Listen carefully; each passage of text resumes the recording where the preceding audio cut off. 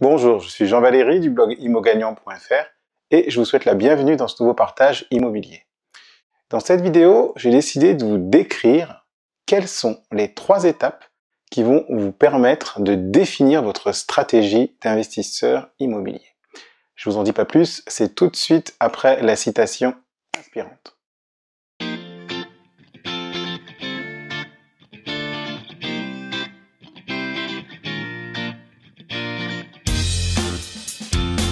Alors, avant d'entrer dans le vif du sujet, je vous invite à faire les 2 actions suivantes. La première, c'est de cliquer sur le bouton s'abonner qui se trouve sur la vidéo ou sur la page, afin que vous puissiez être sûr de recevoir mes prochaines publications. Et la deuxième action, si vous me découvrez, si c'est la première fois que vous voyez une de mes vidéos, je vous invite à télécharger votre cadeau de bienvenue, donc qui est mon étude de cas 2 immeubles en 3 mois, qui est une étude de cas dans laquelle je décris toutes les données chiffrées. Je vous montre comment j'ai fait pour acquérir ma résidence principale et 2 immeubles en moins de 3 mois, financés par la même banque.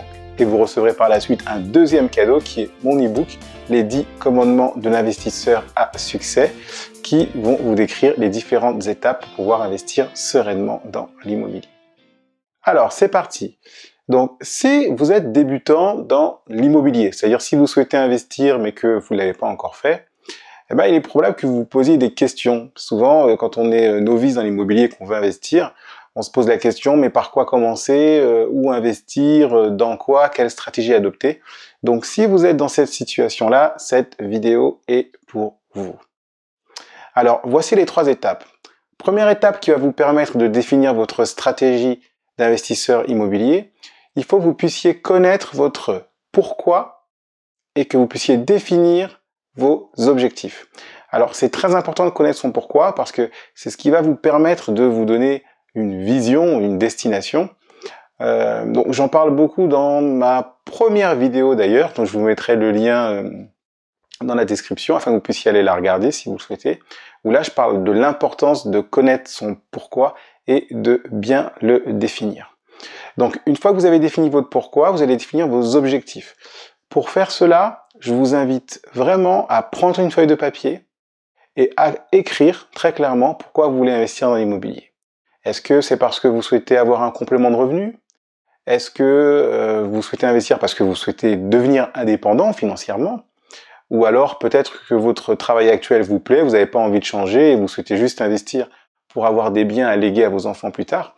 Donc il est important que vous puissiez définir votre pourquoi, que vous puissiez définir vos objectifs, c'est-à-dire vous allez vous dire, ben voilà, dans 3 ans, dans 5 ans, qu'est-ce que je veux avoir? Est-ce que je veux avoir un appartement, 2 appartements? Est-ce que je veux avoir des revenus complémentaires qui vont s'élever à 300 €, 500 €, 1000 €? C'est à vous de définir tout ça, parce qu'une fois que vous aurez fait ce travail-là, vous serez plus à même de définir vos stratégies parce que vous allez pouvoir choisir une stratégie qui va vous permettre d'atteindre vos objectifs et votre pourquoi. Deuxième étape, je l'ai intitulée « Définir les possibilités d'investissement ». C'est-à-dire que dans l'immobilier, vous avez plusieurs façons de faire, vous avez plusieurs façons d'investir. Il y en a vraiment des tas et des tas.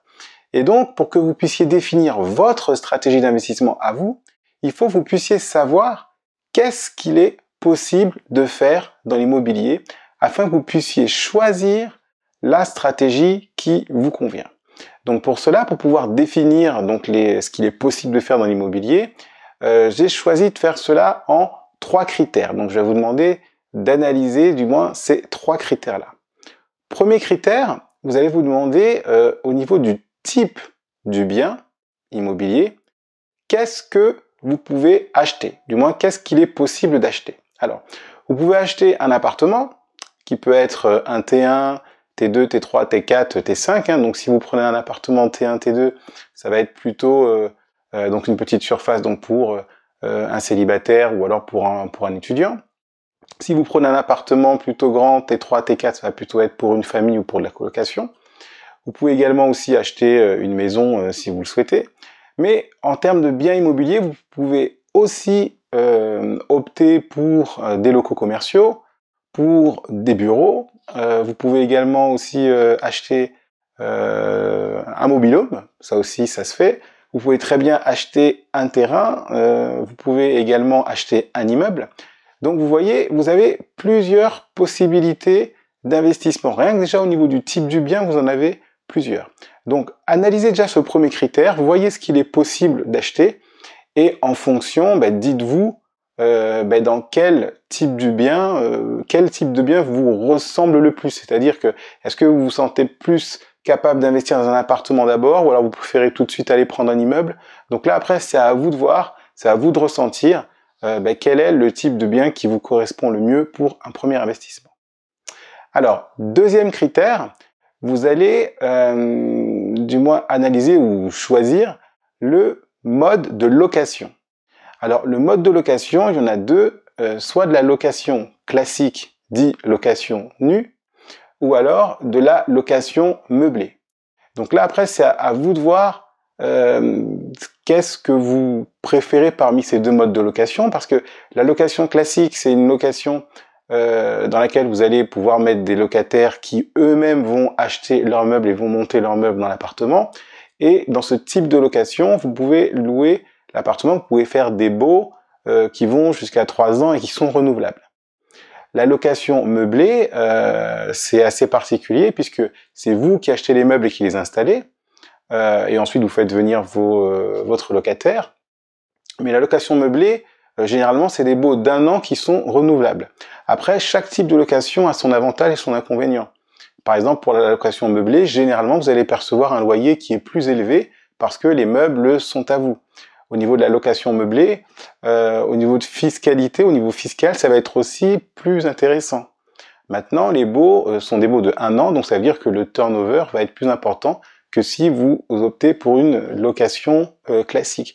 Donc, il faut que vous puissiez connaître ces éléments-là pour savoir ce qu'il est possible de faire et ensuite choisir quel est le mode de location qui vous convient le mieux. Troisième critère, il s'agit du mode d'exploitation. C'est-à-dire, comment vous souhaitez exploiter le logement que vous allez acheter. C'est-à-dire, est-ce que vous allez faire d'accord, de la location classique, louer l'appartement, si vous achetez un appartement, est-ce que vous allez louer à une personne seule ou à une famille? Ou alors, est-ce que vous allez opter pour ce qu'on appelle de la multilocation, c'est-à-dire est-ce que vous allez peut-être acheter un appartement, un F4 par exemple avec 3 chambres dans lequel vous allez faire de la colocation, donc vous allez pouvoir mettre un locataire par chambre. Ou alors, est-ce que vous allez exploiter votre appartement en faisant de la location saisonnière ou location courte durée? C'est-à-dire que vous allez acheter un appartement plutôt type T1, T2 et vous allez louer votre appartement à la nuit. Alors, il faut que vous puissiez connaître ces différents types d'exploitation parce qu'ils ont chacun leur avantage et leur inconvénient. C'est-à-dire que si vous décidez d'acheter un appartement et d'y mettre une famille, donc effectivement, vous serez assez tranquille parce que ce sera sûrement un bail de 3 ans. La famille amènera ses meubles et donc vous aurez uniquement à récupérer le loyer. Maintenant, lorsque vous optez pour ce mode d'exploitation-là, il faut savoir que la rentabilité est plus faible que d'autres modes d'exploitation. Donc ça veut dire que dès le départ, il faut que vous puissiez prendre un bien que vous négociez bien en tout cas, afin que vous puissiez faire en sorte que l'appartement s'autofinance. Maintenant, si vous optez pour un mode d'exploitation type colocation ou location courte durée, vous allez dégager une rentabilité supérieure, donc vous allez dégager un cash flow plus important, mais le travail à faire pour une location courte durée, lorsque vous exploitez un bien en location courte durée, est plus important que lorsque vous exploitez un bien en location classique, location nue. Donc la rentabilité est meilleure en courte durée, mais il y a plus de travail. Donc après, c'est à vous de voir. Est-ce que vous souhaitez plutôt être un investisseur tranquille qui achète des appartements et qui met des familles dedans et qui récupère le loyer avec une rentabilité acceptable? Ou alors est-ce que vous souhaitez être l'investisseur qui va plutôt privilégier les modes d'exploitation en location courte durée ou en colocation, même si le turnover est plus important et que ça nécessite plus de travail, mais le cash flow, lui, en retour, est également bien plus important. Donc, c'est à vous de définir cela. Donc, maintenant que je vous ai dit ces 3 critères, essayez de faire le point, d'analyser chacun de ces critères et essayez de voir qu'est-ce qui vous convient le mieux au niveau du type d'appartement, qu'est-ce qui vous convient le mieux au niveau du mode de location, location nue ou location meublée, et au niveau du mode d'exploitation, est-ce que vous êtes plutôt location classique ou alors est-ce que vous souhaitez opter pour des modes de location comme colocation ou location courte durée. Et enfin, troisième étape, vous allez définir votre stratégie en fonction des 4 points suivants. Alors, premier point, en fonction de votre pourquoi et de vos objectifs que vous avez définis en étape 1. C'est-à-dire que si votre objectif c'est de gagner de l'argent maintenant et pas dans 20 ans, vous souhaitez avoir une bonne rentabilité et un bon cash flow qui tombe, vous allez peut-être opter pour un mode de location en type location courte durée qui va vous permettre de gagner de l'argent assez rapidement. Maintenant, si votre objectif c'est plutôt d'avoir un bien qui soit fini de payer pour la retraite et que vous ne souhaitez pas forcément gagner de l'argent tout de suite, là vous allez plutôt acheter un bien que vous allez mettre en location nue, location classique, en mettant une famille dedans avec un bail renouvelable tous les 3 ans, un bien qui ne va pas nécessiter beaucoup de travail. Deuxième point, vous allez définir votre stratégie en tenant compte de votre situation financière et de votre capacité d'emprunt. C'est-à-dire que si vous avez décidé d'investir dans un immeuble, par exemple, et que au niveau de votre capacité d'emprunt, elle ne vous permet pas d'acheter un immeuble, ben à ce moment-là, vous allez essayer de vous rabattre sur un autre type de bien. Troisième point, vous allez définir votre stratégie en tenant compte du niveau de risque que vous êtes prêt à prendre.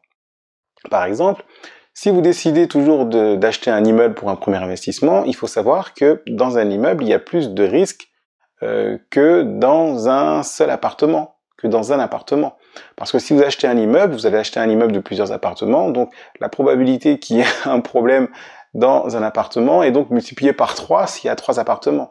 Donc, est-ce que vous êtes prêt à prendre ce type de risque ou pas? Et quatrième point, vous allez définir votre stratégie en fonction de l'effort, de l'énergie que vous êtes prêt à mettre. Est-ce que vous investissez dans l'immobilier pour pouvoir faire de la location courte durée et avoir de grosses rentabilités? Dans ce cas-là, ça veut dire que vous êtes prêt à fournir un effort, à fournir de l'énergie, parce que pour exploiter un bien à location courte durée, il en faut de l'énergie, parce qu'il faut faire les entrées-sorties, il y a quand même pas mal de choses à gérer, et donc c'est quand même une certaine activité.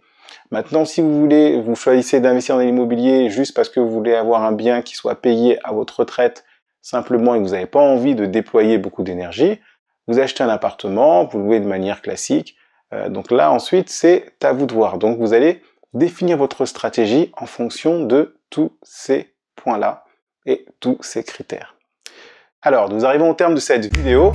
Donc si vous avez des questions, je vous invite à me les poser en commentaire. Donc surtout, n'hésitez pas à commenter la vidéo. Dites-moi si la vidéo vous a plu, si vous avez des questions ou si vous souhaitez enrichir l'information. N'hésitez pas à liker la vidéo si vous l'avez aimée tout simplement. Je vous invite à vous abonner également donc à la chaîne YouTube ou à la page Facebook si toutefois vous ne l'avez pas encore fait. Ainsi vous serez sûr de recevoir mes prochaines publications. Et enfin, si cette vidéo peut plaire à vos amis ou à un membre de votre famille, je vous invite à la partager. Je vous remercie d'avoir